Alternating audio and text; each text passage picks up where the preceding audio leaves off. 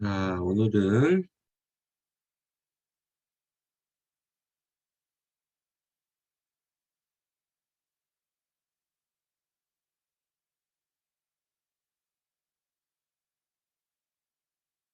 오늘은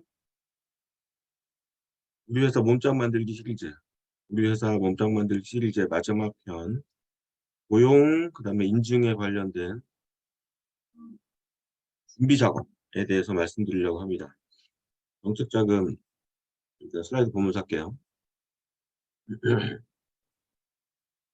정책 자금 준비를 하시려면 사업 계획서 작성을 잘 해야죠. 사업 계획서 작성 잘하는 것도 이제 따로 시간을 마련해서 할 건데, 사업 계획서 잘 작성해야 되고, 그다음에 각종 세금 체납 이런 거 없어야 되고, 그다음에 가점 제도를 잘 살려서 똑같은 사업 계획서를 냈을 때 1점이라도 더 좋은 평가를 받는 게 중요하잖아요. 그래서 지금 몸짱 만들기 작전이라는 내 제목으로 10번째 강의를 하고 있는데,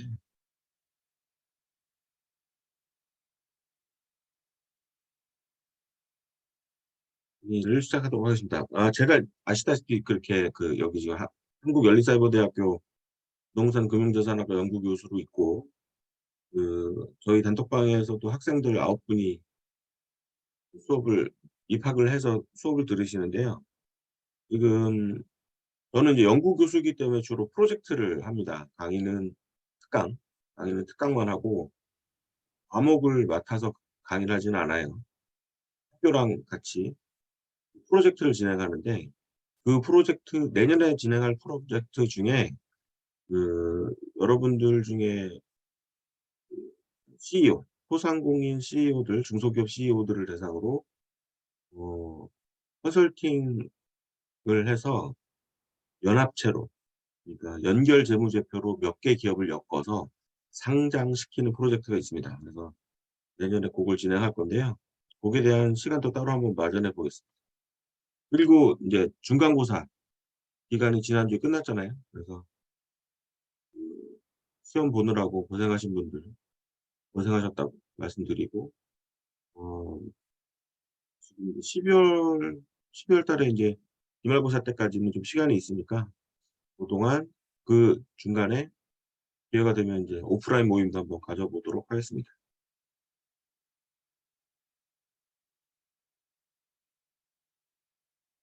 오늘 배우시게 될 내용이에요. 오늘은 고용에 대해 관련된 가점사항, 성과 공유제, 인증에 관련된 가점사항이고요. 요거는 직원이 아예 없으신 분은 음, 해당 사항이 없죠. 1인 기업은 해당 사항이 없고, 직원을 한 명 이상 고용하신 분들은 굉장히 중요합니다. 왜냐하면 사업계획서 작성하는 스킬이 점점 좋아져서 이제 심사위원들이 봐도 사업계획서만으로 우열을 가리기가 힘들어요. 그러면 결국 가점 싸움인데, 우리 회사 몸짱 만들기에서 그, 그 했다시피 가점이 있잖아요. 뭐 특허 기업부설 연구소 뭐 이런 각종 인증 이런 거에 대해서 준비를 하지 않으면 내년에도 정책자금 그 받는 거는 좀 빡시지 않겠나 이런 생각입니다. 그래서 그런 인증은 보통 준비하는데 두세 달이 걸리기 때문에 지금 준비하셔야 되거든요. 그래서 10월, 11월, 12월 4분기는 인증 같은 거를 준비하는 시간이에요. 그리고 재무제표를 이제 마무리하는 시간이라 재무제표를 마무리 잘하고 인증을 미리 따놔야 내년에 서류 심사에서 유리한 위치를 정하겠죠. 거기에 대한 준비하는 달이라 4분기가 사실은 저희 같은 컨설턴트들한테는 굉장히 좀 휴식의 시간인데, 여러분 그러니까 CEO들한테는 굉장히 바쁜 시간이어야 돼요. 그래서 거기에 대한 걸 좀 말씀드리고, 오늘은 이제 강의 중에 공지사항을 좀 길게 할 건데, 현재 멘티 기업 모집하고 있는데 여기에 대한 내용, 그다음에 컨설턴트, 지금 저희 단톡방에 저 같은 컨설턴트들도 계시고, 이제 초보 컨설턴트 분들이 어떻게 하면 좋을지에 대해서 문의가 많아요. 그래서 그분들 대상으로 교육 프로그램을 하나 마련했습니다. 그래서 거기에 대한 얘기도 좀 말씀드리도록 할게요. 자, 오늘 라이브로 참석하신 분들 몇 분이시나요? 네, 이승숙 팀장님 빼고 대표님 네 분 계시네요. 강민선 대표님, 후계신 대표님, 손준영 대표님, 허윤정 대표님. 라이브에 참석하신 네 분 대표님 대상으로 추첨을 합니다. 네 분이죠. 강민선 대표님 1번, 최계신 대표님 2번, 손준영 대표님 3번, 허윤정 대표님 4번. 해보겠습니다. 2번. 최계신 대표님. 오랜만에 라이브 참석해 주셨는데 축하드립니다. 떡수 상품권 쏴드릴게요. 꼭 주세요. 제가 까먹지 않게.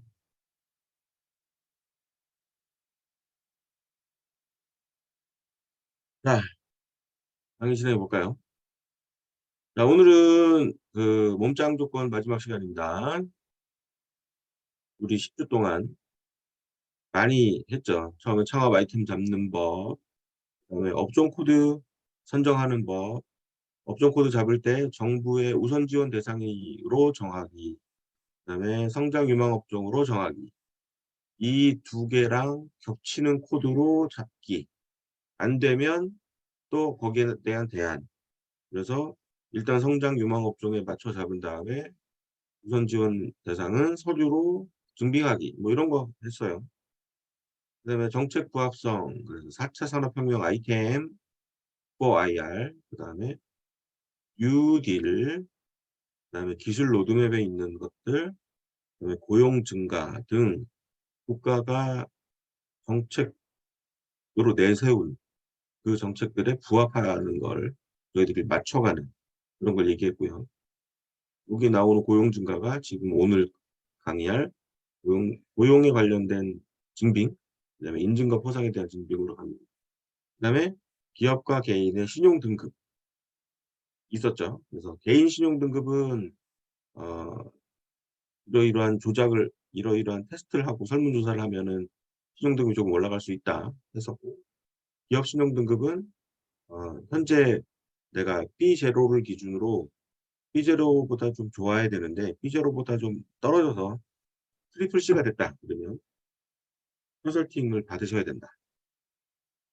나이스 신용평가 같은 데 있잖아요. 네. 그런 데다가 컨설팅을 받으시는 게 중요하다. 네, 말씀드렸고요. 그다음에 이제 기업부설연구소 말씀드렸고, 특허에 대해서 말씀드렸습니다. 특허가 사실 제일 중요해요. 네. 정책 자금은 어떻게 보면 특허 싸움이라고 봐도 됩니다. 특허가 결국 사업 아이템이니까. 이 위에 있는 것들을 쭉 정리해서 이제 특허를 낸 겁니다. 그다음에 벤처 인증, 이노비즈, 메인비즈 인증, 수출 실적 만드는 법. 지난주는 쉬었고 지지난주에 말씀드렸죠. 우리 회사가 수출 실적이 아예 없어도 돼요. 이제 수출 실적을 할 거다. 그래서 수출 실적을 만들어야 가점 사항이 되니까 수출 실적을 어떻게 만드는지 말씀드렸습니다. 그리고 오늘은 고용이 증가하는 기업을 우대해 주겠다는데, 고용 증가하고 고용 정책을 잘 시행하는 기업한테 우대를 줘요. 그러면 고용 증가는 사대보험 가입자 수를 확인해 보면 되는데, 고용 정책을 잘 추진하고 있는 기업인지는 결국 인증서 싸움이거든요. 그래서 고용 증가와 관련된 인증, 그다음에 그 밖에 필요한 인증들에 대해서 알아보는 시간이 되겠습니다. 오늘은 고용에 관련된 가점 사항 한번 볼게요. 융자, 그 그 중진공이나 기보, 신보, 그다음에 신용보증재단 이런 융자를 해주는 기관. 그래서 고용에 관련된 가점 사항을 뭘 보냐면요. 고용 창출 실적을 봅니다. 그래서 전년도 말 기준 고용보험 가입 인원을 봐요. 그리고 현재 인원을 비교해서 증가하면 가점이 있는데, 전년도 말 기준 고용보험 가입 인원은 어디서 보냐? 어, 고용산재 토탈 서비스라는 곳에서 날짜별로 볼 수 있어요. 그래서 거기 기준으로 12월 31일, 작년 12월 31일 기준 날짜를 딱 찍고 검색을 했을 때 그 당시 그 날짜 기준의 고용보험 등록 인원이 나옵니다. 그 인원이 기준이에요. 그 인원이 기준이고 그거보다 증가해야 돼요. 네. 그게 융자를 할 때의 고용에 관련된 관점입니다. 그다음에 이렇게 해서 1년, 2년, 3년이 쌓일 거 아니에요. 이제 갓 창업한 회사는 상관없지만 창업한 지 3년 정도가 됐다 그러면 3년 연속 고용 인원이 증가할 경우에는 최고 평점을 받습니다. 그래서 3년 연속 그 고용 실적이 증가하는 기업은 그런 정책 자금을 따로 만들어 놨어요. 네, 고용 증가에 관련된 정책 자금을 따로 만들어 놓을 정도로 취업률, 고용률이 되게 중요한 지표이기 때문에 정치권이나 행정부나 이걸 굉장히 중요시하게 생각합니다. 그래서 전년도 말 기준 고용 인원과 현재 종업원 수를 비교하는 게 일단 기본이고 이거를 3년 연속으로 본다. 이렇게 하시면 됩니다. 3년 미만 기업은 2년 동안 또는 1년 동안만 보기도 해요. 하지만 그 3년 연속 상향에 관련된 정책 자금은 받을 수 없죠. 이거 알고 계신 대로. 그다음에 보조금 알아볼게요. 보조금. 보조금 뭐 바우처, 그다음에 창업 지원 사업, 뭐 청년 창업 사관학교, 초기 창업 패키지, 창업 도약 패키지 이런 것들. 그런 보조금 사업은 고용 창출 의지를 봅니다. 의지. 물론 과거에 고용을 몇 명 했는지도 중요하게 생각해요. 그런데 이 그러니까 창업 지원 사업 같은 경우는 아이템을 선정해서 사업 계획서를 쓰는 거잖아요. 내가 이런 사업을 추진할 테니 국가에다가 보조금을 요청하는 거잖아요. 최대 1억. 그다음에 뭐 창업 도약 같은 경우는 최대 3억. 이렇게 국가가 지원해 달라고 사업 계획서를 써서 제출하는 건데 심사할 때 앞으로 일어날 일이니까 고용 실적이 중요한 게 아니라 고용 의지가 중요합니다. 네. 그래서 앞으로 뭐 2명 또는 3명의 인원을 추가로 고용할 것이고 거기에 대한 인건비가 추가로 들기 때문에 나는 정부 지원금이 필요하다. 이런 식으로 쓰는 게 일단 사업계획서 작성의 기본이죠. 정부가 무상지원금을 줄 수 있는 근거, 주장을 쓰셔야 되는 거예요. 일단 그게 이제 기본이고요. 그래서 고용 창출 의지, 실적이 아니라 의지를 봅니다. 그리고 그냥 말로만 떠드는 게 아니라 구체적인 사업 계획, 내가 이러이러한 사업을 할 건데 이러한 인원이 필요하고 개발자가 필요하고 뭐 인사관리가 필요하고 회계가 필요하고 이렇게 아주 확실하고 구체적인 계획이 나와 있는 사업 계획서가 들어갔을 때 그 고용 창출 의지를 확고하게 하는 거죠. 심사위원들이 봤을 때. 이게 되게 중요해요. 그리고 사업계획서 보조금에 관련된 사업계획서를 쓸 때 고용 창출 계획이 기본적으로 들어가 있어요. 내가 이런 사업을 앞으로 할 건데 정부에서 1억을 지원받으면 사람을 뽑을 거다. 근데 그 사람 돈 들어오면 사람을 뽑을 게 아니라 나는 이미 돈 들어오면 그때 뭐 채용 공고를 내서 이러이러한 사람을 찾을 거라고 하면은 당연히 안 되죠. 지금 이런 사람이 있어 나는. 내가 알고 있는 지인 중에 이런 사람이 있고 이 사람이 나랑 같이 창업팀에 들어왔으면 좋겠습니다. 근데 난 이 사람을 뽑고 싶은데 사실 돈이 없어요. 그러니까 이런 사람을 뽑아서 내가 머릿속에 그려놓은 이 아이템을 사업화할 수 있게 나에게 돈을 주세요. 이런 식으로 쓰시면 보조금 심사위원이 평가할 때 심사 평가 그러니까 고용에 관련된 평가를 아주 높게 받을 수 있는 거예요. 그래서 사업 아이템을 선정하고 이거를 사업화하는 과정에 있어서 고용 창출 계획이 포함되어야 한다. 이게 기본입니다. 자, 그다음에 이제 R&D. 융자는 일단 대출이잖아요. 그러니까 기업 신용등급과 대표이사의 신용등급이 좋으면 어쨌든 뭐 고용이 증가하면 더 좋지만 고용이 정체돼 있어도 융자는 나올 수 있어요. 재무제표가 좋으면. 보조금은 사업계획서 작성 그리고 아이템 싸움이거든요. 아이템 싸움과 사업계획서 작성 스킬 싸움이란 말이에요, 보조금은. 그럼 R&D는 뭐냐? R&D는 위에 나와 있는 융자와 보조금에 필요한 모든 요소는 다 기본적으로 포함돼요. 사업계획서 잘 작성해야 되고, 그다음에 어 고용에 관련된 스케줄이 쫙 나와 있어야 되고, 그 사람들의 구체적인 인건비가 나와야 되고, 팀 이미 개발팀이 있어야 되고요 또. 그다음에 특허도 있어야 돼요. 그래서 기업부설 연구소가 이미 존재하고 있는 상태에서 R&D를 지원하는 겁니다. 그죠? 그래서 여기에는 이렇게 딱 필요한 인증을 내라고 되어 있어요. 인재 육성형 중소기업이면 인재 육성형 중소기업 인증서를 내라. 여성 기업이면 여성 기업 확인서를 내라. 장애인 기업이면 장애인 기업 확인서를 내라. 이런 식으로 R&D는 구체적으로 정해져 있어요. 그리고 마이스터거나 특성화고랑 산학 협약을 한 기업이면 그 증빙을 내라. 이렇게 돼 있어요. 그리고 고용 증가, 고용 증가에 대한 또 여러 가지 옵션이 있는데, 접수 마감일 기준. 그러니까 만약에 3월 1일 날 공고가 나왔는데 3월 말일이 접수 마감이에요.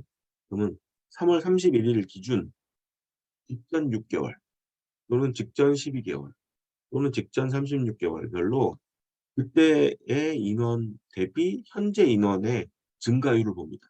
그래서 150% 이상 증가, 110% 이상 증가, 뭐 100, 300% 이상 증가, 뭐 이때 최고 가점 이런 걸 주거든요.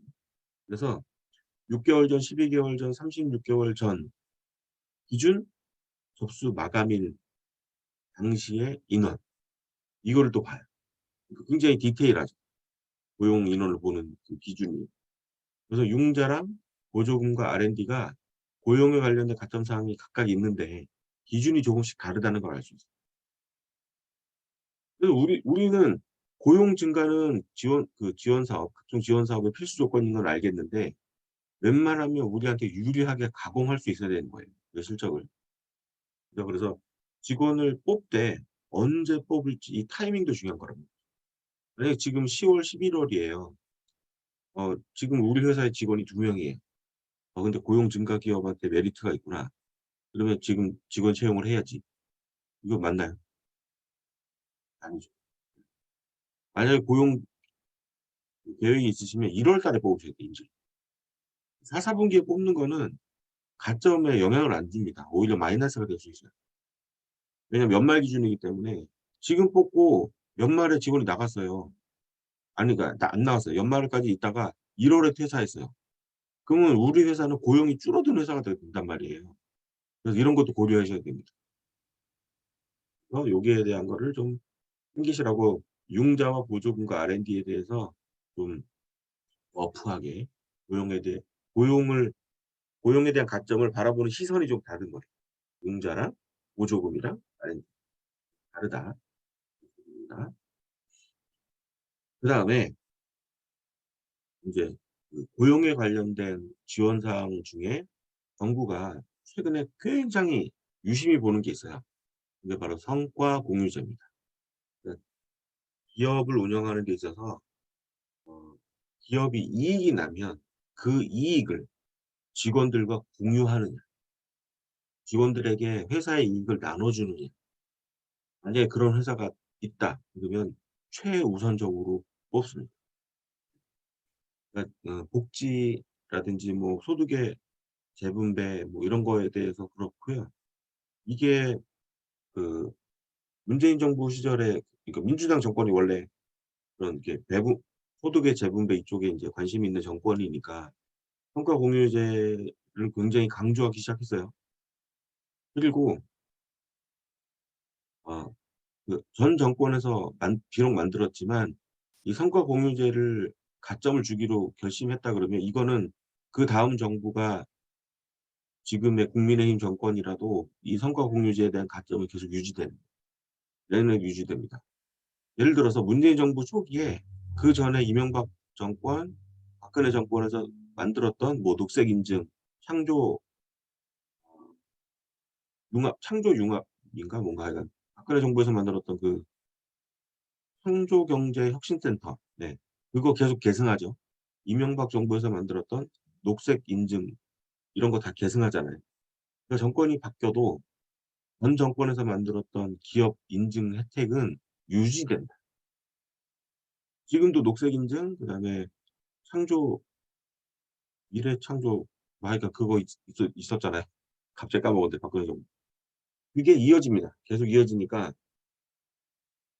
성과공유제는 그 문재인 정부에서 굉장히 중요시했던 제도고 이게 지금 윤석열 정부로 넘어왔지만 계속 이어진다. 내년에도 이어진다. 그래서 성과공유제를 준비하시는 건 되게 중요합니다. 사람이 증가했잖아요. 사람이 했을 때의 가점이 있고 사람이 증가하지 않아도 지금 현재 직원들에게 조금 더 나은 혜택을 주겠다. 이런 것만 증빙하면 된다는 거예요. 자, 그러면 직원이 증가하지 않아도 성과공유제를 만드시면 되는데 일단 동영상이 있는데 한번 보실게요. 중소벤처기업, 중소벤 중진공인가? 여기에 네, 중기부 여기에 동영상이 있는데 이거 한번 같이 보실게요. 너무 안대가 잘 돼 있어서 제가 얘기하는 것보다 한번 같이 시청하시겠습니다. 볼게요. 평가 공유에도 좋은데 정말 좋은데 이거 참 말로 표현할 수 없네. 직원들이 더 좋아해요. 성과 공유제 도입 이후에 장기 재직자도 늘었습니다. 성과공유제 도입으로 각종 정부 지원 사업 신청 시 자격과 가점의 혜택을 많이 받게 되었습니다. 성과공유제란 간단히 말해 중소기업 사업주와 근로자가 서로 이익을 공유하거나 향후 공유하기로 약속하는 그런 제도인데요.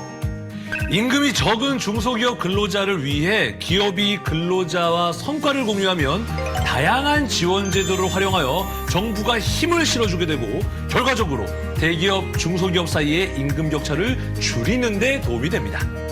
직원들은 일할 맛 나고 기업은 더 튼튼해지는 성과공유제. 먼저 중소기업과 근로자가 정한 목표를 달성하면 성과급을 지급할 수 있고 회사의 소중한 자산인 핵심 인력에 대한 성과 보상 공제 사업에 가입하거나 근로자의 임금 상승으로 성과를 공유하는 방법도 있습니다. 이 외에도 근로자가 회사의 주식을 취득하거나 보유할 수 있도록 하는 우리 사주 유형, 근로자의 생활 안정과 복지 증진에 사용하기 위해 기업이 출연한 기금으로 성과를 공유하는 사내 근로복지기금 유형 등으로 근로자의 소속감을 높여주는 성과 공유 방법도 있습니다. 여러분, 이뿐인 줄 아세요? 인재 육성형 중소기업, 직무 발명 보상 우수기업, 인적자원 기반 우수기업, 가족 친화 기업, 노사 문화 우수기업, 청년 친화 강소기업 등의 성과 공유 유형이 있는데요.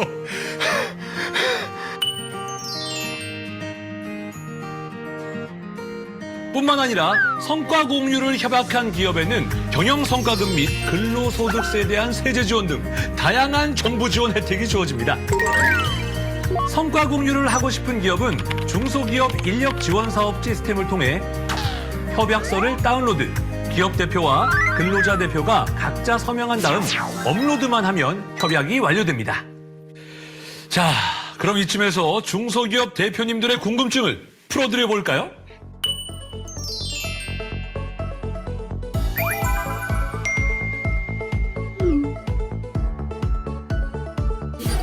먼저 모든 성과 공유 유형에 많은 비용이 필요한 건 아닙니다.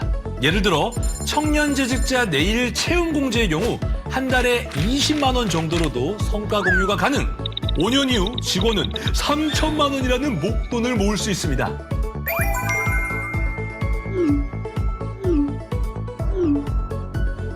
인적 자원이 가장 중요한 스타트업의 경우 미래 성과 공유제를 통해 우수 인력의 이탈을 막고 중장기적인 인재 계획을 짤 수 있습니다. 당장의 이익보다 미래를 생각한다면 훨씬 큰 이득이 되겠죠?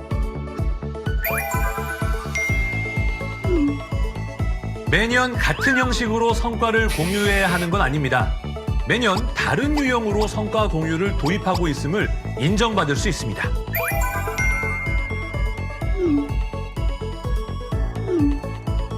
성과 공유 지원 혜택은 업종에 따른 차별은 없습니다. 협약 및 도입 기업 모두 성과 공유 기업으로 확인받을 수 있습니다.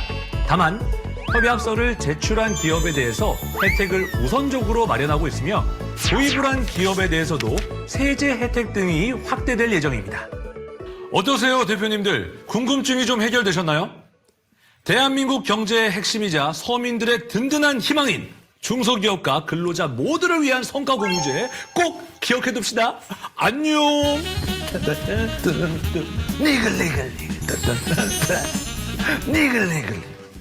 미래 성과 공유제도, 사업주와 근로자가 함께 성장하는 첫걸음. 미래 성과 공유 협약으로 시작하세요.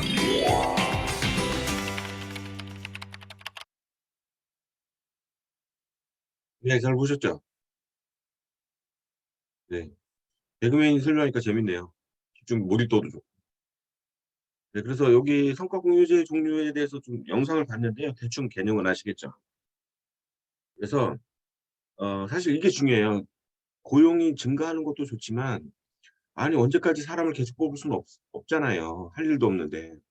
그러면 지금 있는 직원들을 통해서 고용에 대한 가점을 받는 방법이 성과공유제인데 거기에 대한 종류가 쭉 나와 있는데 그걸 좀 자세하게 살펴볼게요.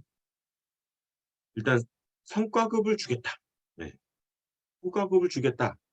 그러니까 회사가 내년에 2022년은 이제 다 지났으니까 2023년에 이러이러한 목표를 설정하고 이거를 달성하면 직원들에게 얼마간의 이제 보너스를 성과급을 주겠다라고 적어서 근로자 대표와 기업 그 대표가 협약서에 사인하신 다음에 그거 스캔해서 그냥 업로드 하시면 되는 거예요.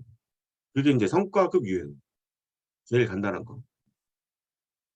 그다음에 성과 보상 공제 유형이 있어가지고 그 공제를 하나 만들어 놓는 거예요. 기금을 만들어 놔서 그 기금에서 성과급이 자동으로 빠져나갈 수 있도록 하는 그런 유형이 있고, 그다음에 임금 상승 유형이 있죠. 그래서 작년에 비해서 올해 임금을 얼마 이상 올렸다, 몇 퍼센트 증가했다. 네, 여기에 대한 협약서를 작성해서 근로자 대표와 이제 기업 대표가 사인해서 올리는 거. 만약에 아무런 협약도 없이 그냥 임금을 올렸어요. 그러면 좀 억울하잖아요. 이왕 임금 올리신 거 성과공유제 그 인정 기업이 되시는 게 더 좋잖아요. 그래서 임금 상승 유형이라는 게 있고, 우리 사주 유형, 스톡옵션이 대표적인 건데 그 직원들한테 회사 주식을 나눠주는 거죠. 성과급. 법인 사업자인 경우 그런 게 있고, 그다음에 사내 근로복지기금 유형. 그래서 그 CEO들이 사내 유보금이 많은 경우 있잖아요. 경영이 오래된 기업들, 10년 이상 된 기업들은 매년 결산을 하면서 이익 잉여금이 쌓여요. 근데 이익 잉여금이 쌓이지만 이게 대표이사의 돈도 아니고 그냥 법인의 돈이잖아요. 근데 그건 사실 장부상으로만 존재하는 돈이거든요. 이거를 빨리 떨어내야 돼요. 떨어내. 그래서 재무제표에 쌓여있는 이 돈을 떨어낼 때 사내 근로복지기금이 굉장히 유용한데요. 네, 그런 거를 써서 회사의 그, 그 재무적인 불안 요소도 없애고, 그다음에 성과 공유제 그 기업으로 또 선정될 수 있는 혜택까지 누릴 수 있으면 이것도 되게 중요한 그리고 아주 유용한 제도가 되겠죠. 그다음에 청년 재직자 내일 채용 공제라고 있는데요. 청년 내일 채용 공제는 들으셨을 거예요. 그죠? 청년 내일 채용 공제는 신입사원이 들어왔을 때 이 신입사원이 최초 취업이어야 돼. 최초 취업. 이전에 사대보험 등록한 기간이 6개월 미만인가? 합산해서 거의 최초. 사회 새내기를 뽑았을 때 청년 내일 채용 공제를 신청하면 그 국가가 얼마 내고 회사가 얼마 내고 직원은 한 달에 15만 원인가 내서 나중에 목돈을 챙겨가는 거잖아요. 내가 낸 돈은 뭐 900만 원, 400몇만 원인데 나중에 2천만 원 챙겨가게 돼 있잖아요. 그런데 청년 내일 채용 공제는 기업 부담금도 국가가 내줘요.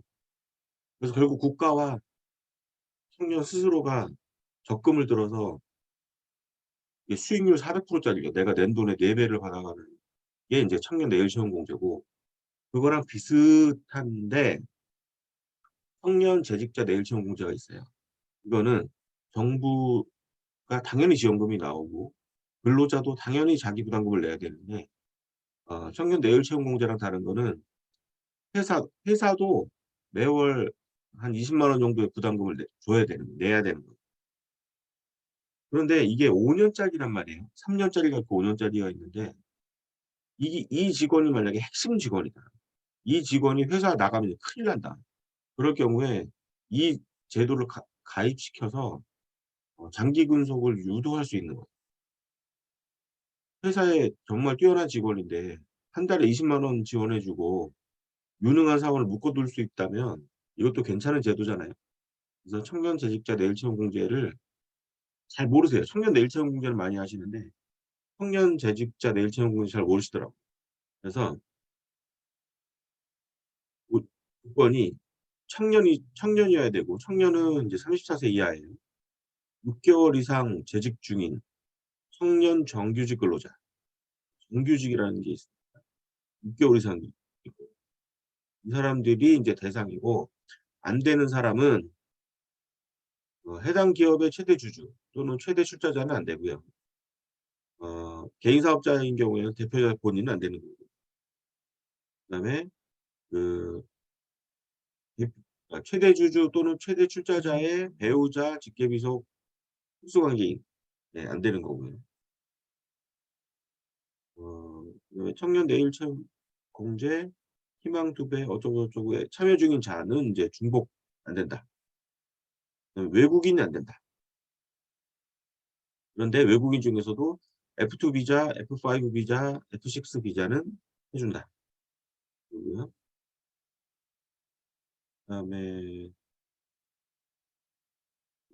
직원 중에 사업자 등록이 있는 직원은 안 된다. 그다음에 타기업 대표자를 겸직하고 있는 자 안 되고,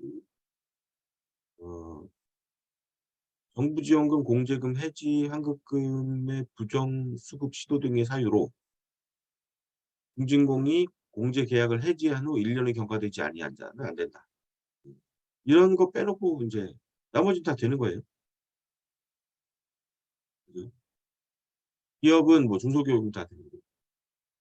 근데 이제 부동산업, 주점업, 예술, 스포츠 및 여가 관련 서비스 요 업종 코드, 업종 코드 68로 시작하는 코드, 562로 시작하는 코드, 91로 시작하는 코드를 빼고 나머지는 다 된다. 이거죠. 그리고 휴폐업인 기업 안 되고, 국세, 지방세, 체납기업 안 되고, 그다음에 뭐 부정행위한 기업 안 되고, 5년 만기제고요. 5년 근속했을 경우에 3천만 원을 주겠다. 청년은 5년 동안 720만 원. 그래서 월 12만 원 6개월 내는 거예요. 네. 월 12만 원 6개월. 그래서 5년 동안 720만 원 내고 즉 기업은 한 달에 20만 원 지원해 주고 정부는 3년 동안 1,080만 원을 주는 거예요.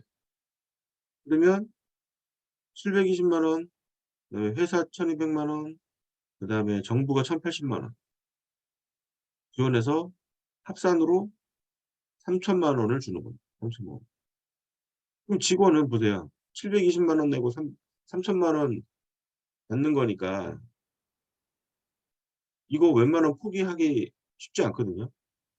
5년 근무해서 3천만 원 저축하는 게 일반 청년도 쉽지 않습니다. 왜냐하면 급여가 보통 뭐 200만 원, 250만 원, 300만 원 뭐 이 정도인데 그 직원들이 그거 생활비 하기도 빠듯한데 5년 동안 3천만 원 모으기가 쉽지 않거든요. 그래서 이거 하면 웬만하면 회사를 그만두지 않겠죠. 그래서 적어도 5년 동안은 묶어둘 수 있다. 그런데 이런 걸 해주면 회사도 좋고 청년도 좋아요. 네, 그리고 성과 공유제에 해당이 되는 겁니다. 이렇게 됩니다. 그래서 여기서 여기 SBC 플랜 내일채용 공제 홈페이지에 들어가셔서 신청하면 됩니다. 그래서 지금 여러분들 회사에 해당 인력이 있으시면 제일 좋은 건 청년 내일 채용 공제.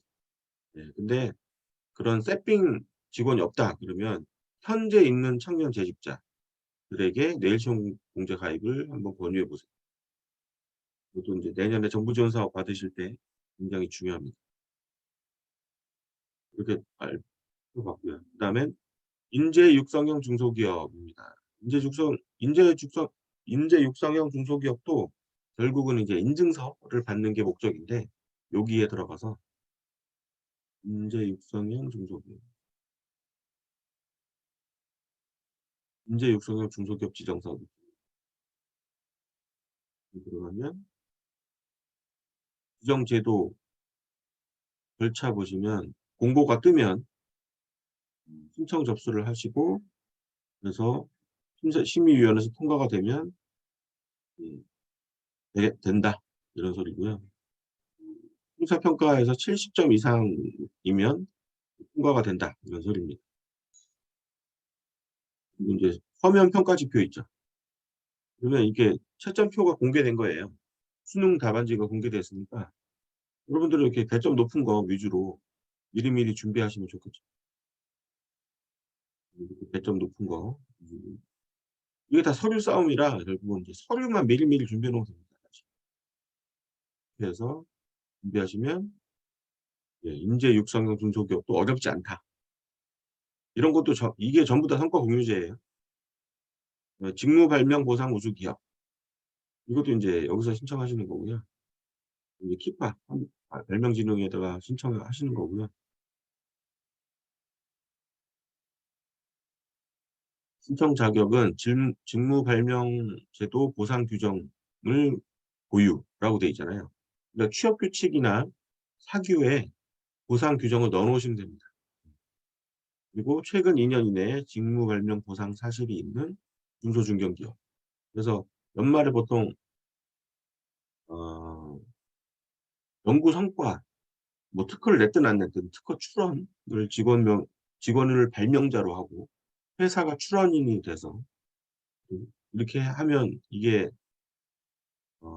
직무 발명 보상 사실이 있는 거거든요.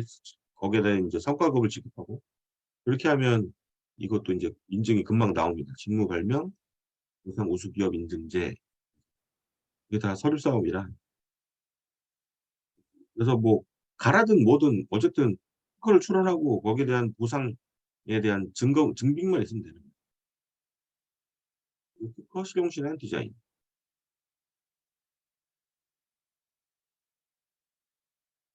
하시는 게 이제 직무 발명 보상 우수 기업 제도고요. 그다음에 인적 자원 개발 우수 기업 인증이 있는데요. 이것도 보시면 요 페이지에 가서 신청하시는 거예요. 네. 인적 자원 개발 우수 기관 인증 이렇게 받게 되어 있는데요. 이것도 그냥 결국 서류 싸움이에요. 네.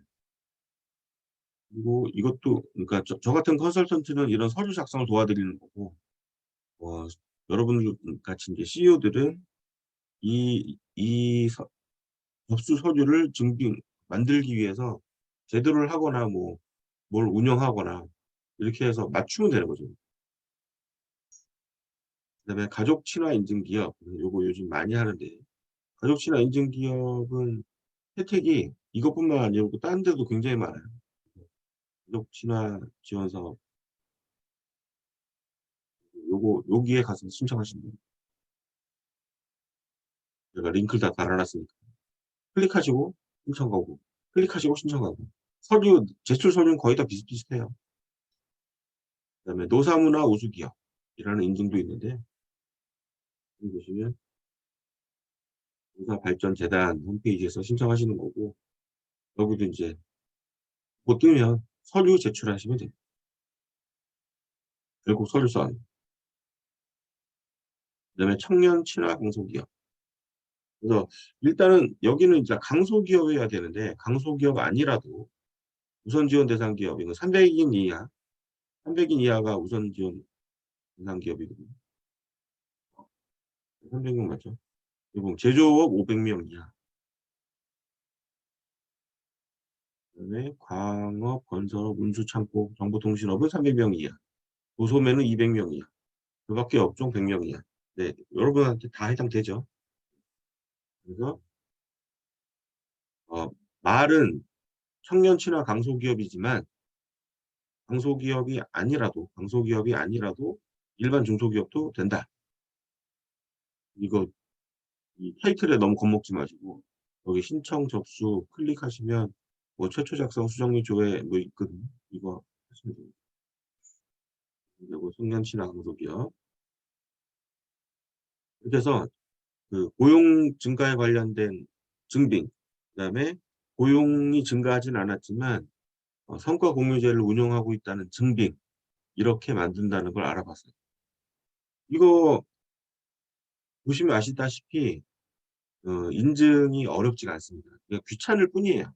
서류 작업이 많아서 귀찮을 뿐이지 어렵진 않습니다. 그래서 여기에 관련된 이걸 준비해 주시는 게 내년 정책자금 유치를 위해서 내년에 성공적인 작전 수행을 위해서 올해 농사를 짓는다, 씨를 뿌린다 생각하시고, 지금 이제 10월 달도 다 갔으니까 11월, 12월 2달 동안 요거 해주시면 좋을 것 같습니다. 멘티 기업분들, 대표님들은 적극적으로 좀 요청해 주시고요. 그리고 멘티 기업이 아닌 분들도 이거 저희들이 그냥 요청하시면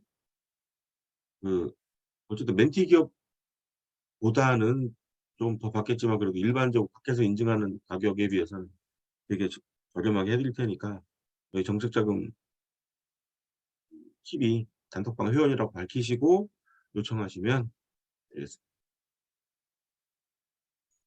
자, 그 다음에 이제 인증이에요. 지금 제가 말씀드린 거는 이제 고용에 관련된 인증이었잖아요. 고용 증가 또는 성과 공유에 대한 인증이었는데, 그거 말고도 국가에서 이제 가점으로 인증하는 것들을 제가 좀 이렇게 정리해 봤습니다. 어마어마하게 많죠. 인증 어마어마하게 많은데, 여기서 이제 빨간색으로 표시된 거. 빨간색으로 표시된 거는 일반 중소기업분들이 공통적으로 취득할 만하다. 취득할 만하다. 그래서 좀 만만하다. 그런 것들을 제가 빨간색으로 표시해 봤어요. 여기 보시면 이제 가족 친화 기업 아까 살펴봤죠. 그다음에 기업부설연구소 인증 있잖아요. 이거 굉장히 쉽잖아요. 예, 이공계 직원 하나 뽑아서 전담부서 또는 3년 이내는 2명 뽑아서 연구소. 3년 초과 기업은 3명 뽑아서 연구소 만들면 됩니다. 그다음에 내일채용 공제. 그래서 청년 내일채용 공제, 뭐 재직자 내일채용 공제, 청년 재직자 내일채용 공제, 뭐 이런 것들. 아까 말씀드렸듯이 하시면 되고, 그다음에 노동시간 단축 기업에 대한 인증이 있어요. 그래서 이 코로나로 매출이 줄었을 경우에 직원들 근로시간을 줄이고 급여를 같이 줄이거나 아니면 급여를 안 줄이고 근무시간만 단축시키거나 아니면 근무시간이 줄어들 만큼 월급을 줄이거나 이런 회사들 많았거든요. 이런 회사들은 그 고용지원금, 제가 고용지원금 따로 말씀드렸지만 고용지원금에서 이런 기업에 대한 지급하는 지원금이 있죠. 그게 이제 일가정 양립 고용지원금 아시죠? 너무 오래전에 생소하실지 모르겠지만 일가정 양립 고용지원금, 그 안에서도 워라밸 지원금이라고 있어요. 그런데 그 워라밸 지원금을 신청하신 기업은 노동시간 단축 기업을 아예 신청하시면 되는 거예요. 네. 그러면 고용지원금도 받고 인증서도 받게 되는 거죠. 노동시간 단축 기업. 그다음에 녹색기술 인증기업, 그다음에 녹색기업. 근데 녹색기술은 특허가 있어야 되는데 녹색기업은 특허가 없어도 그냥 제가 실제 진행해 봐서 되는데, 제가 진행해 봐서 아는데 돈만 내시면 돼요. 녹색 마크 그거 다는 거 몇 가지 서류만 준비하시고 70몇만 원인가 그거 인증비에 그냥 내면 줍니다. 그래서 녹색 기업 지정하는 것도 굉장히 쉬운 인증 방법 중에 하나예요. 그다음에 신기술 NET 인증, 그다음에 신제품 NEP 인증. NET는 기술만 있는 경우 NET 인증을 진행하시는 거고, NEP는 실제로 제품을 가지고 있는 거예요. 생산된 제품을 가지고 있는 경우에는 NEP 인증을 진행하시는 거고, 그래서 NET나 NEP는 실제로 인증서가 있어야 된다. 실제로 특허가 있어야 된다. 특허가 있고 그 특허에 기반한 제품 또는 기술이 있어야 된다. 이게 이제 NET 인증. 여성기업 확인제도. 이거 요즘에는 아예 실사도 안 나옵니다. 예전에는 실사를 나와서 면담을 한 30분에서 1시간 정도 했는데 최근에 진행해 보니까 아예 실사도 안 나오더라고요. 그냥 거의 온라인 상에서 그냥 서류만 가지고 사진 몇 장 찍어서 보고하면 바로 나오더라고요. 여성기업 확인제도도 이제 어렵지 않습니다.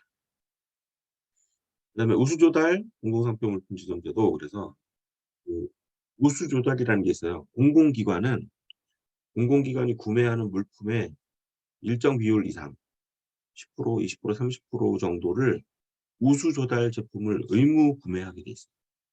우수조달 제품을 의무 구매하게 돼 있어요. 그런데 이게 관공서의 의무 사항이 아니라 권장 사항이에요. 의무 구매해라 해놓고 권장 사항이다 이렇게 말해놨어요. 이게 뭔 소리예요? 그죠? 되게 헷갈리게 해놨죠. 관공서에서 구매하는 그 물품의 일정 비율 이상을 우수 조달 제품을 써라 라고 해놓고 공고사항이다 이렇게 해놨습니다. 네, 그래서 그럼 관공서들이 그거를 의무사항이 아니라 공고사항이라고 해서 안 할 수도 있어요. 구매를. 우수 조달을 구매 안 할 수도 있는데 아, 관공서 기관장의 평가가 있을 거 아니에요. 연말에 인사평가가 있는데 관공서 기관장의 인사평가 목록에 구매한 그해 관공서에서 구매한 물품 중에 우수 조달 제품의 비중을 적는欄이 있어요. 그러니까 어느 관공서장이 자기 인사평가 기준에 우수 조달 제품을 몇 퍼센트 구매했는지 평가 기준이 들어가 있는데 안 하겠습니까? 그러니까 우수 조달하세요 그러면 그거 뭐 의무사항 아니라고 하던데 뭐 이래요. 어떤 대표님들이. 네, 의무사항 아니에요. 권고사항은 맞는데 기관장 평가 기준에 우수 조달 제품 구매 비율이 있어요. 비율. 그래서 15%인가 20% 이상이 A등급, 초고등급. 그래서 어느 관공서든 간에 우수 조달 제품을 씁니다. 근데 우수 조달 제품이 되려면 NET나 NEP 인증을 받아야 돼요. 그죠? 아니면 그 성능 인증, EPC 인증이라고 하는 성능 인증이라도 받아야 돼요. 그래서 이런 거 받아두면 제조업이나 이제 OEM 제조를 하시는 분들은 되게 굉장히 유리하다. 이렇게 보시면 되고요. 그다음에 이제 이노비즈. 제가 이제 4주 전에 설명드렸던 이노비즈. 이노비즈도 이제 중요한 인증 중에 하나고. 근데 좀 아까 설명드렸던 인재 육성형 중소기업. 이것도 이제 인증서가 나와요. 따로. 그다음에 메인비즈가 있는데요. 아마 여기 있는 모든 인증 중에 이 여성기업 확인제도, 기업부설 연구소 인증제도 못지않게 쉬운 게 메인비즈일 거예요. 메인비즈 인증 컨설팅을 의뢰하시면 보통 300에서 500만 원을 받는데 저는 그런 사람들이 이해가 안 가요. 메인비즈 인증은요, 신고해서 수정보증기금에서 대출을 받으시면 그냥 줍니다. 메인비즈 인증 달라고 그 대출 담당자, 대출 담당자한테 요번에 보증서 끊어주셨는데 감사하고 저희 메인비즈 좀 받을 수 있게 해주시면 안 될까요? 이렇게 말 한마디면 해줘요. 그런데 그거를 이제 모르시는 분들이 대출 받고 나서 이제 1년이 지났어. 근데 이 사실을 알은 거예요. 그리고 나서 해가 넘어갔으니까 그 다음에 해달라고 하면 안 해줍니다. 네, 담당자들. 안 돼요. 그러면 이제 이런 컨설턴트나 이제 인증기관을 통해서 돈을 내고 메인비즈 인증을 받죠. 메인비즈 인증 그때 받는 거예요. 그러니까 이게 모르면 이렇게 생돈 나가요. 모르면. 알면 이거 그냥 신고해서 보증서 끊을 때 그냥 달라고 하면 주거든요. 네. 돈 버는 거죠. 공짜. 메인 비즈는 굉장히 중요한 인증서고요. 여기 이노비즈만큼이나 중요한 인증서예요.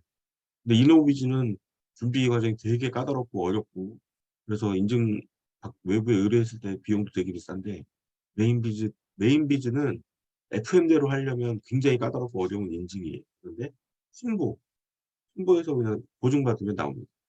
근데 왜 그러냐? 어떤 원리냐? 그러면 메인 비즈를 주관하는 기관이 신용보증기금이고요. 심사기관도 신보고 그리고 신보가 자체 기준으로 심사를 해서 대출을 실행해 줬으면 메인 비즈도 합격을 해줄 만하지 않겠느냐 이런 기준입니다. 네.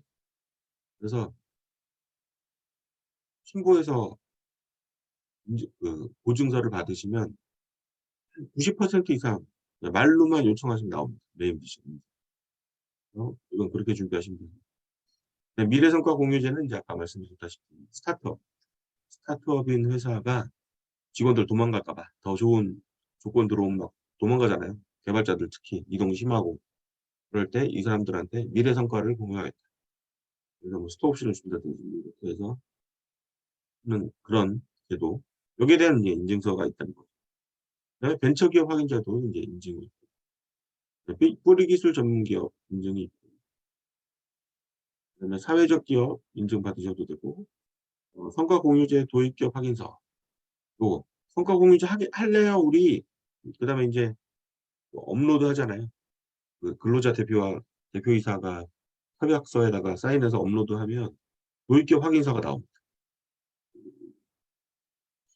그다음에 장애인 기업, 그다음에 조달청 우수제품제도 아까 설명드렸던 우수조달, 그다음에 중소기업 확인서, 그다음에 지식재산 경영인증. 요거 이제 제가 특허 우리 다룰 때 특허에 관련된 정부 지원 제도 그때 요거 다뤘었죠. 지식재산 경영인증. 그다음에 직무 발명 보상 우수기업 인증. 이것도 직원이 특허를 개발해서 직원이 회사 명의로 특허를 내주면 회사는 없던 재산이 생기는 거잖아요. 자산이. 특허는 하나의 자산이니까. 그래서 거기에 대한 이제 보상을 주게 돼 있어요. 그게 CEO든 직원이든. 그래서 보통 CEO의 절세 수단으로 많이 쓰이는데 이 직무 발명 보상 제도도 우수기업 인증을 받을 수가 있어요. 그래서 맞물려 있는 거죠. 효과 인증제랑 다 맞물려 있어요. 그다음에 직접 생산 확인제도 자가 공장이 있는 경우 확인이고 청년 내일 채용 공제가 있죠. 청년 내직 청년 재직자 내일 채용 공제 이거 다 물려 있는 거죠. 아까 설명했던 거. 그다음에 크라우드 펀딩 투자 유치 기업. 그래서 크라우드 펀딩 와디즈 같은 데다가 이제 보통 내시잖아요. 근데 와디즈에다가 그 특별한 가격에 와디즈에다 판매하는 거 이거 말고 와디즈에 런칭할 때 지분 투자 받는 와디즈 펀딩이 있어요. 그 펀딩 실적이 1억 이상 되면 1억 이상 되면 크라우드 펀딩 투자 유치 기업 인증서가 나옵니다. 특허가 있고 우리 회사가 R&D도 해봤고 그리고 거기에 관련된 제품도 있다. 그러면 크라우드 펀딩 1억 이상 실적 얻으셔서 요거 인증서 받으시는 것도 중요해요. 그래서 지금 빨간색으로 말씀드린 게 좀 만만한 인증 말씀드렸어요. 여러분들이 지금 당장 하실 수 있는 게 있고 당장 하실 수 없는 게 있어요. 저도 잘 압니다. 그런데 이런 게 있다는 걸 아셔야 돼요. 그래야지 내가 회사가 커졌을 때 이러이러한 걸 준비해야 되는구나 라고 하시면 됩니다.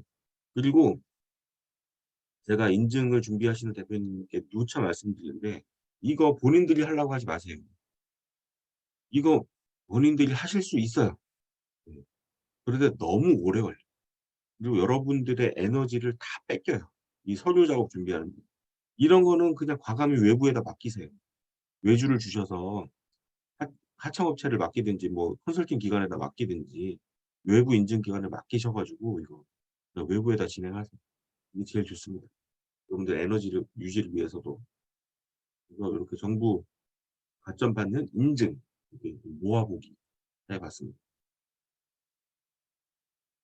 그래서 그 가점 무대 인증, 가점 무대 받는 이제 인증 제도랑 휴가 공유제, 그다음에 고용에 관련된 인증 알아보는 시간을 가졌고요.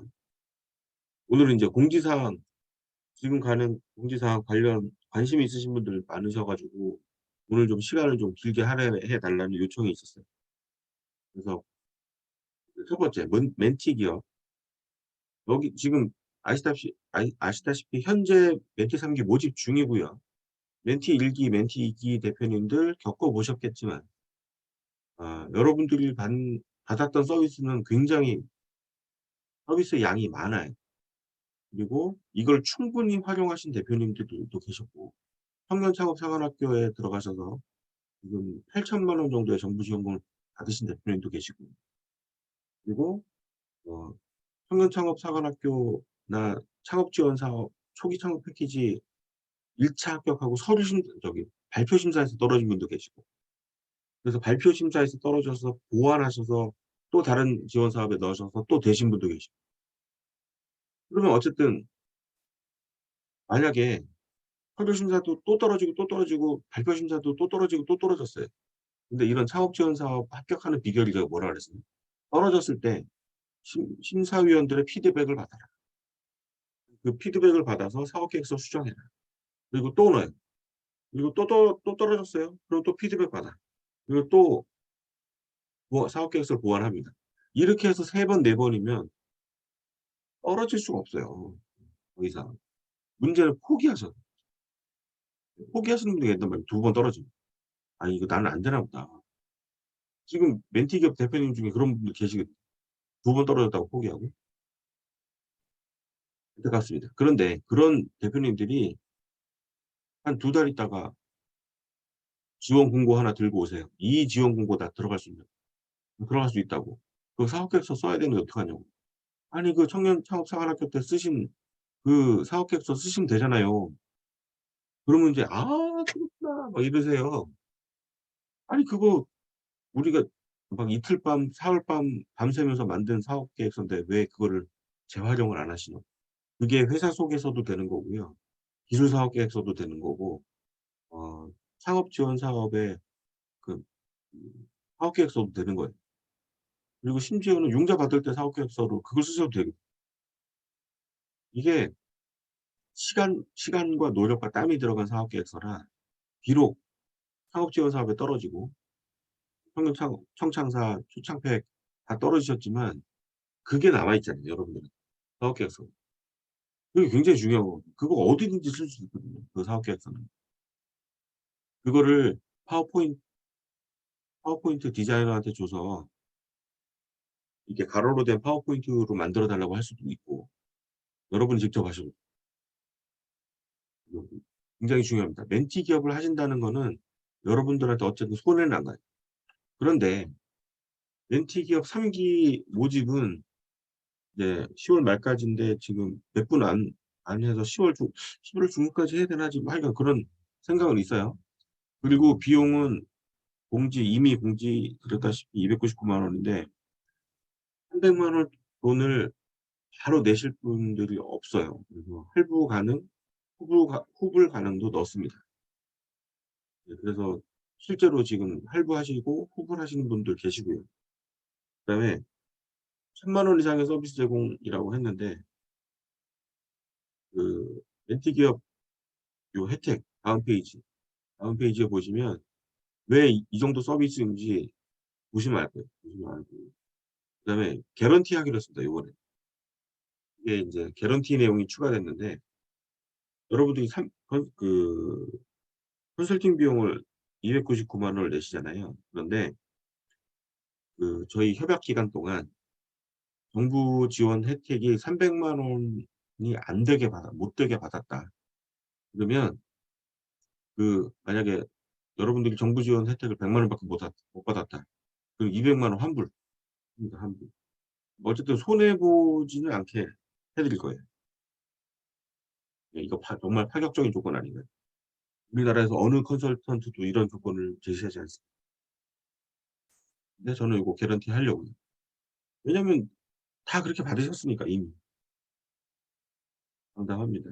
그리고 교육 형태는 저희 다 줌 미팅 1기, 2기 전부 다 코로나 기간이라서 줌 미팅만 진행했는데 3기는 오프라인 교육이 들어갑니다. 4주 정도 할 거고요. 주 하루, 4주, 4번의 모임 갖고 20시간 교육이 진행될 예정입니다. 몸짱 만들기 코스를 리뷰하는 교육일 수도 있고, 실무로 들어가서 융자 사업 계획서, 기술 사업 계획서, 그다음에 창업 지원 사업 사업 계획서 작성을 실제로 하는 시간도 가질 겁니다. 그다음에 그 이후에 오프라인 교육이 끝나면 온라인으로 계속 1대1 상담하고 코칭을 계속 진행할 겁니다. 그래서 여기 1,000만 원 이상의 서비스 제공했는데 그 혜택 다음 페이지에 정리했는데요. 이렇게 돼 있죠. 그래서 금요 특강, 지금 금요 특강 아니죠. 월요 특강이죠. 월요 특강 라이브 녹화본 무료 제공. 그리고 52주 1기 분들은 52주 제가 강의 스킵한 게 몇 번 있으니까 한 45주라고 치고 100몇만 원 상당 받으셨고요. 이미. 2기 분들, 그다음에 3기 분들은 1년 6개월이잖아요. 기간이. 그러니까 이거 이상을 받으시겠죠. 그다음에 컨설팅 로드맵을 제시합니다. 1기 분들 저랑 상담 받으셔서 각자의 로드맵을 가지고 계세요. 앞으로 이렇게 사업을 진행하고 언제까지 이거, 언제까지 이 사업, 언제까지 이 사업을 진행하겠습니다. 그래서 레디, 고. 그래서 중간중간 체크하죠. 그래서 이 로드맵을 제시를 하고 이 로드맵을 측정하는 게 그 중기부 컨설턴트 등급별 상담료가 있어요. 그래서 저희 팀장님들 정도면 38만 원 내라고 중기부에서 공고 나와 있고요. 제가 이제 14년 차니까 저는 75만 원입니다. 근데 이거 그냥 해드리잖아요. 저희가. 이 돈을 안 받고 그냥 해드리니까 컨설팅 로드맵 받습니다. 그다음에 이제 500만 원 이상의 서비스 제공되는데 코칭, 자금 받는 거죠. 코칭, 법적 코드 선정, 신용 등급, 기업부설 연구소 특허, 뭐 노무제도 정비, 정관, 고용지원금 등등. 네, 부가 서비스 할인이 있어요. 여기 정책자금 조달 코칭이 들어가는데 이거 코칭을 해도 도저히 안 되겠다. 그러면 사업계획서 작성 코칭까지 들어갑니다. 아예.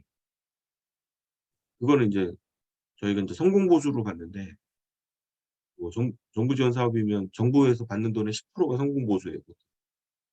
근데 그거에 멘티 1기는 67% 할인, 3분의 1만 받겠다는 소리예요. 멘티 2기는 반만 받겠다. 멘티 3기는 30% 할인해 주기. 우리들이 받는 돈에. 여성기업 확인, 벤처 인증, 이노비즈, 메인비즈 쭉 저희 컨설팅료 있는데 그거에 할인을 받으시고 진짜 어마어마하거든요. 근데 1기 때는 너무 적은 금액을 받아서 저희 팀장님들이 고생 많이 했어요. 네. 제가 막 거의 무슨 노예 부리듯이 부려먹었는데 어쨌든 고생 많이 하셨어요. 저희 팀장님. 그래도 아, 그 좀 뭐라고 할까? 이상한 게 아니 좀 아이러니한 게 이렇게 많은 혜택을 꼬박꼬박 다 받으시는 대표님이 있는 반면 이렇게 많은 혜택인데도 불구하고 이걸 챙기지 못한 대표님이 있다는 게 너무 안타깝습니다. 한 2명 저희가 지금 멘티 기업이 25명인데 2명인가 3분 정도가 아예 혜택을 못 받으셨어요. 요청도 없고 교육도 안 받으시고 1대1 면담 요청해도 시간 없다고 계속 미루고 답해 죽겠네. 지금 어떻게 해야 될지. 네, 그런 분도 계시더라. 그래서 제가 환불 규정 만든. 자, 그다음이 이제 컨설턴트 양성 과정. 컨설턴트 양성 과정은 저희 단톡방에 강의 들으시는 분 중에 대부분 CEO 분들이지만 저와 같이 이제 컨설턴트 분들도 계세요. 분명히 이제 그분들은 이제 초보시죠. 아니면 희망 컨설턴트를 되기를 희망하시는 분들 계신데 경영 컨설턴트는 자격 조건이 일단 진입 장벽이 낮아요. 누구나 할 수 있어요. 보졸도 할 수 있고 전문 대졸도 할 수 있고 대졸도 할 수 있어요. 석박사가 물론 석박사가 많아요. 석박사들이 많은데 경영 컨설턴트 희망자를 대상으로 전공이 상관없이 일단 모집합니다. 그래서 내가 지금 여기 있는 대표님들 중에 "나 사업 때려치고 그냥 컨설턴트 할래."라고 있는 분도 계실 수도 있어요. 어쨌든 컨설턴트는 투기 자본이 들지 않습니다. 네, 몸과 아이디어와 그다음에 사업 계획서 작성 능력만 있으면 되거든요. 그리고 인제 로드맵을 짤 수 있는 능력. 근데 이게 누가 가르쳐 줘야 되잖아요. 근데 이게 외부에서 컨설턴트 양성 과정을 외부에서 인제 받게 되면 너무 비싸. 저도 그런 데서 교육을 받았었는데 예를 들어서 한세협이다. 한세협이라는 곳은 800만 원을 받습니다. 800만 원. 그리고 도사공이라고 있어요. 거기는 500만 원. 한세협은 인제 융자나 고용지원금 쪽으로 특화되어 있고 도사공은 R&D 쪽으로 특화되어 있는데 거기는 500만 원을 받아요. 그리고 제가 인제 몸담고 있는 한국기술개발협회가 정부 지원금이 50%가 들어오기 때문에 제일 저렴하죠. 그래서 180만 원. 그 원래는 360만 원인데 정부 지원금 50%를 들어와서 180만 원 내고 그다음에 이게 인제 정규 교육이고 두 번째로 인제 OJT 과정 해 가지고 또 뭐 50만 원인가 60만 원을 내면 한 달 동안 또 교육을 받아요. 그리고 그 외에도 인제 소규모로 아름아름으로 고재식으로 이렇게 교육을 진행합니다. 근데 그런 데들의 특징이 이 컨설턴트 양성 과정에 내는 이 비용이 적절한가 문제예요. 이 낸 돈만큼 교육을 받았느냐. 이게 중요한데 제가 봤을 때는 제가 있는 한국기술개발협회는 음 너무 많은 내용을 가르쳐요. 그래서 못 알아들어요. 그게 단점이고요. 그다음에 한세협은 너무 간단한 걸 너무 초보자들한테만 가르치기 때문에 거기를 갔다 오면 감은 잡아요. 감은 잡은데 '아니 내가 이걸 배우려고 이 비용을 냈나?' 이런 생각이 들어요. 그리고 도사공은 이제 R&D 위주로 사업계획서 작성법 위주로 하는데 거기는 뭐 그냥 적당한 것 같아요.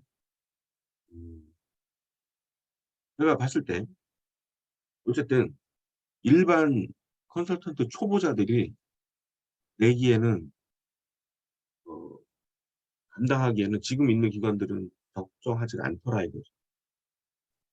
그래서 어느 정도 했는데 할 수 있는 게 고용지원금하고 융자밖에 없다. 이런 컨설턴트.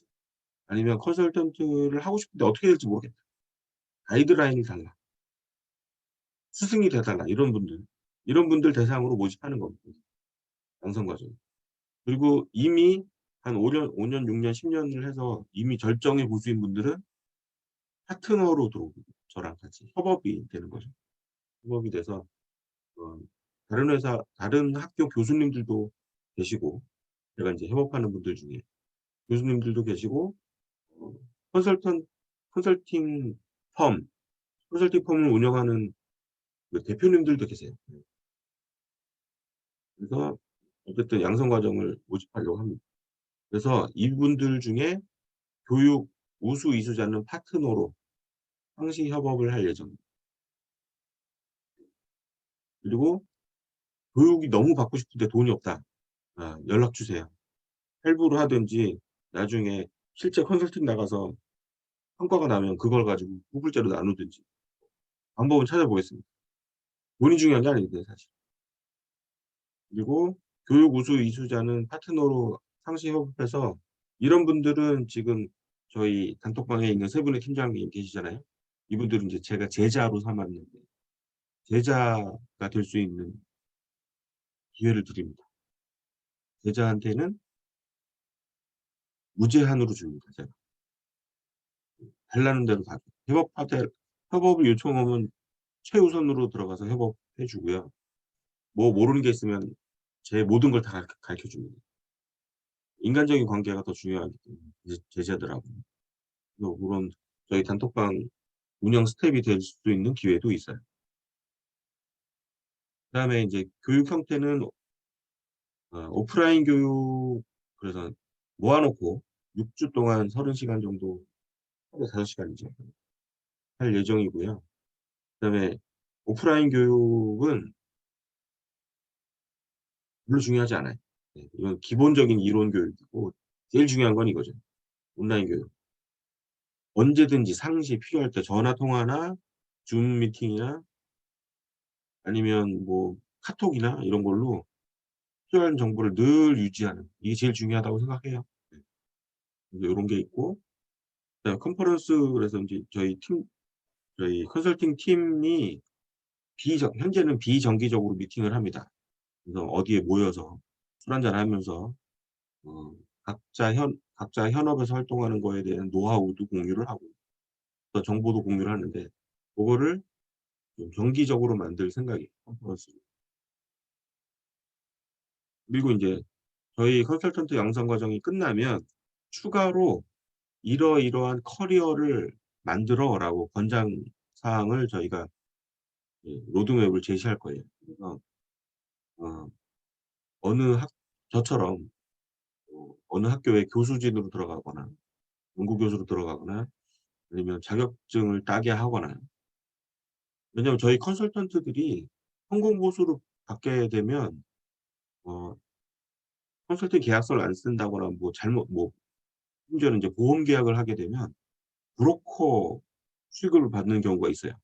그래서 그렇게 되면 절대로 안 되니까 그럴 경우에 컨설팅 절차를 어떻게 거치는지 그리고 일반 브로커와 컨설턴트는 뭐가 다른지 이런 교육을 커리어 패스를 위해서 추가로 해 드릴 거예요. 그래서 어떤 자격증을 따는 게 좋고 저같이 인제 중기부 심사위원이 되려면 어떤 커리어 패스가 있어야 되고 만약에 중기부 심사위원이 되면 그다음에는 어떤 심사위원으로 가야 되는지에 대한 로드맵을 제공해 드리고 그래서 인제 저희들끼리 우스갯소리로 인제 엘리트들이라고 하는데 그 엘리트의 이너 서클로 들어오실 수 있는 기회가 됩니다. 네. 이렇게 해서 좀 공지사항을 길게 안내해 드렸네요. 또 있으세요? 오늘 배운 내용입니다. 고용에 관련된 가점사항 알아봤고요. 성과 공유제 알아봤고 그다음에 인증에 관련된 가점사항 알아봤습니다. 그리고 공지사항으로 멘티 기업 그다음에 컨설턴트 육성 사업에 대한 공지사항 알아봤습니다. 자, 오늘 강의는 여기까지 하고요. 질문 받겠습니다. 질문 있으신 분들은 질문 올려주세요. 채팅방에 올려주셔도 되고 마이크로 하셔도 되고 질문 있으신 분 질문 주시기 바랍니다. 질문 있으실까요?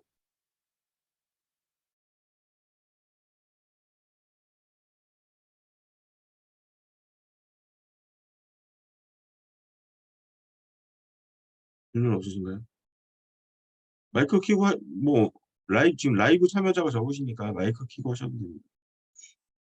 보통 라이브 참여자가 요즘에는 되게 적어서 10명 미만으로 이렇게 진행이 되는데 제가 그 여러분들한테 영상 드리잖아요, 영상. 영상 드려서 그러니까 라이브에 참석 안 하신 분들은 영상이라도 보셔야 되니까. 저희 멘티 기업 25 분인데 그중에 몇 분이나 보시나 궁금했어요. 그래서 제 생각에 10 명도 안 될 것이다, 아마도. 그리고 봤는데 의외로 15명 조회수가 15에서 20이 나와 있더라고요, 조회수가. 다행이라고 생각합니다. 그러니까 이 밤에 심야 시간에 시간이 안 맞거나 피곤하거나 또 월요병 걸리셔 가지고 그러신 분들 아니면 월요일은 원래 술 먹는 날이라고 해서 술 드시는 분 계신데 그런 분들 강의 못 들으시는데 그냥 강의가 지나치는 게 아니고 그래도 영상 발송해 드리면 VOD 영상 발송해 드리면 꼭 보시더라고요. 그래서 여러분들 1년 동안 많은 내공 향상이 있으셨길 바랍니다. 저한테 강의를 이렇게 1년 동안 들으시면 사실은 컨설턴트 하셔도 돼요. 그동안 많이 들으셨으니까. 질문 없으신가요? 질문 없으시면 오늘 강의는 이걸로 마치고요. 또 질문 생각나시면 올려주세요. 네, 단톡방에 올려주시거나 저한테 개인톡으로 주시거나. 그리고 오늘 강의안 받길 원하시는 분들은 지금 단톡방에다가 간단한 소감 올려주시면 제가 이메일로 오늘 강의안 발송해 드리도록 하겠습니다. 오늘도 이렇게까지 강의 참여해 주셔서 감사합니다. 유진 대표님? 네네. 끝나고 연락드리겠습니다. 자, 오늘도 강의 참석해 주셔서 감사합니다. 그럼 오늘 강의 마칠게요. 안녕히 주무세요. 바이바이. 안녕히 가세요.